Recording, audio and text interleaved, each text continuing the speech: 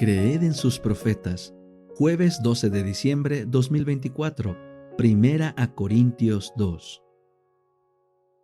El mensaje de Cristo crucificado. Así que, hermanos, cuando yo fui a ustedes para anunciarles el misterio de Dios, no fui con excelencia de palabras o de sabiduría, porque me propuse no saber nada entre ustedes sino a Jesucristo y a Él crucificado.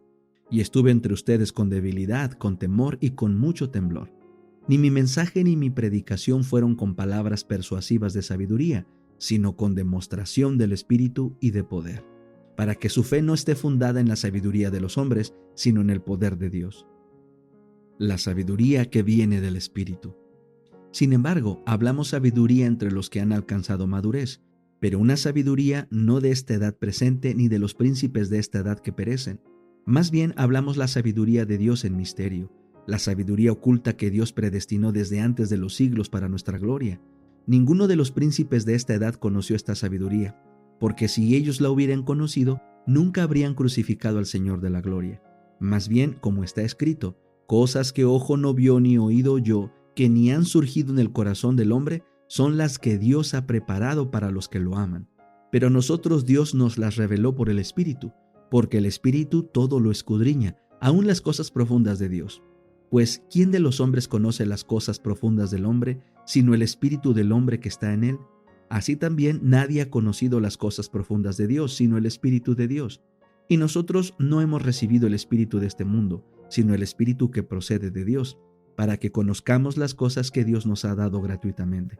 De estas cosas estamos hablando, no con las palabras enseñadas por la sabiduría humana, sino con las enseñadas por el Espíritu, interpretando lo espiritual por medios espirituales. Pero el hombre natural no acepta las cosas que son del Espíritu de Dios, porque le son locura y no las puede comprender, porque se han de discernir espiritualmente. En cambio, el hombre espiritual lo juzga todo, mientras que él no es juzgado por nadie. Porque, ¿quién conoció la mente del Señor? ¿Quién lo instruirá? Pero nosotros tenemos la mente de Cristo. El deseado de todas las gentes. Capítulo 79. Consumado es. Sin embargo, Satanás no fue destruido entonces. Los ángeles no comprendieron ni aún entonces todo lo que entrañaba la gran controversia. Los principios que estaban en juego habían de ser revelados en mayor plenitud, y por causa del hombre la existencia de Satanás debía continuar. Tanto el hombre como los ángeles debían ver el contraste entre el príncipe de la luz y el príncipe de las tinieblas. El hombre debía elegir a quién quería servir.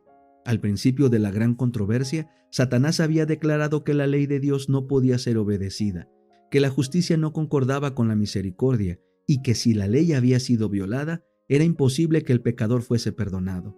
Cada pecado debía recibir su castigo, sostenía insistentemente Satanás. Y si Dios remitía el castigo del pecado, no era un Dios de verdad y justicia.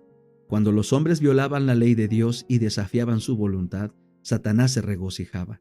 Declaraba que ello demostraba que la ley de Dios no podía ser obedecida, y el hombre no podía ser perdonado. Por cuanto él mismo, después de su rebelión, había sido desterrado del cielo, Satanás sostenía que la familia humana debía quedar privada para siempre del favor de Dios. Insistía en que Dios no podía ser justo y al mismo tiempo mostrar misericordia al pecador.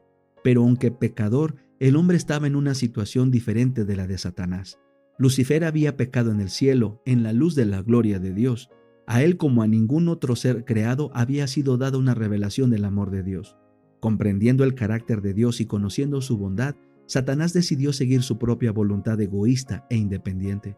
Su elección fue final. No había ya nada que Dios pudiese hacer para salvarle. Pero el hombre fue engañado. Su mente fue entenebrecida por el sofisma de Satanás. No conocía la altura y la profundidad del amor de Dios.